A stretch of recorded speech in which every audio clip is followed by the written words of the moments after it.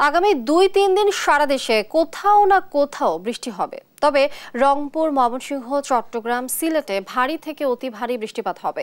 তবে ঢাকায় বৃষ্টি হলেও অতি ভারী বৃষ্টি হবে না। কোথাও কোথাও তুলনামূলকভাবে কম বৃষ্টিপাতের সম্ভাবনা রয়েছে বলে জানান আবহাওয়াবিদ।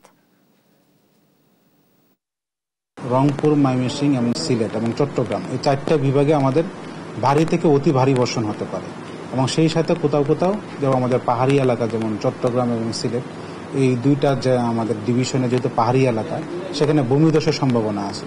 আর 4টা ডিভিশনে ভারী থেকে অতি ভারী বর্ষণ এখন প্রায় প্রতিদিনই হচ্ছে এবং আগামীকালকেও হতে পারে।